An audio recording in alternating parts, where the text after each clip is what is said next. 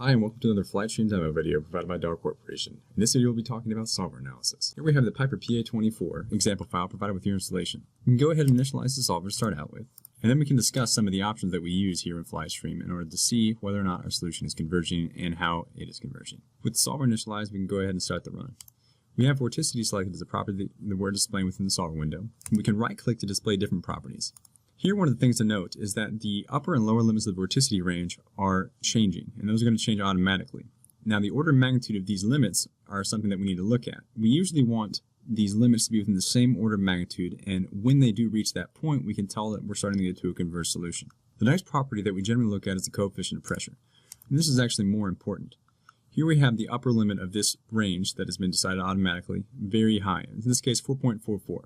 I have a pretty decent idea of what the pressure range is to be for a conventional aircraft. I know that 4.44 is a little bit too high even for that area of high pressure. So we can go over to scenes, we can go over to settings, and then we can use that custom color map range that we actually discussed in an earlier video.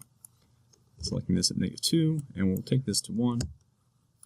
And here we go. If we set off the cutoff above limits option and maximum at 1, we see that it's constantly getting colored along the surface. In this case, that's because the pressure is actually dropping to within the limits that we set. That means that our solution back here still hasn't converged within reasonable limits, and that surface pressure is going to need some more time. So, unchecking this, we can go back to vorticity.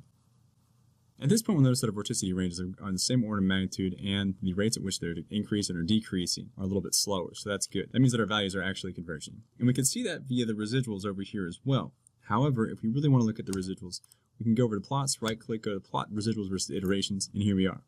This is a graphical representation of exactly what we see down here, and it's a lot easier to see whether or not we have a convergence issue.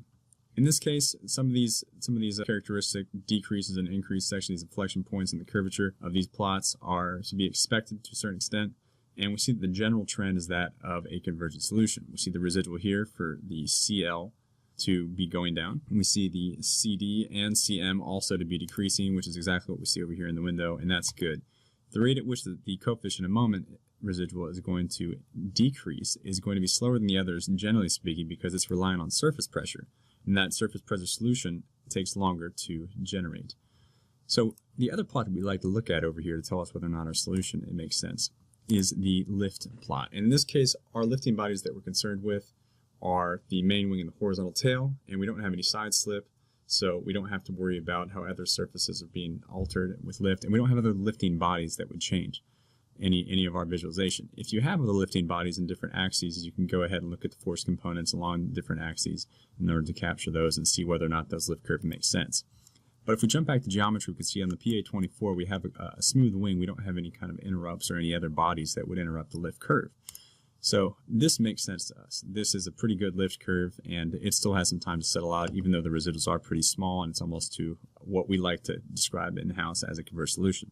When these residuals get to the power of -6, we generally call that our converged solution, and we're happy with it at that point. So right here, the lift curves look good, and I don't see any errors or any points that are out of alignment with this kind of smooth curvature. Now, if we were to look at this plot from the beginning, we'd be able to see these points go all chaotically and then settle into this type of curve. So don't be alarmed by that in the first several iterations. So we see this is all converging. We see that everything is looking good. We can go back here and recheck the coefficient of pressure. We see that the ranges have changed automatically. This is getting, the upper limit is getting to a more favorable, more realistic range. And we don't have any hot spots on this aircraft that might represent, pressure increases or local pressure drops if we have holes in the mesh. So everything looks pretty good, and our residuals are still going down. Now, if we were to go over here, we could see that this is what we're going to look at after everything is done. In this case, our coefficient of moment was still, decreasing at the 500 iteration count, so it might just take some more time for that surface pressure resolution. But generally speaking, this is going to converge, and that's okay. The solver window, we see that those ranges got awfully close on either side of the 0, but same order of magnitude.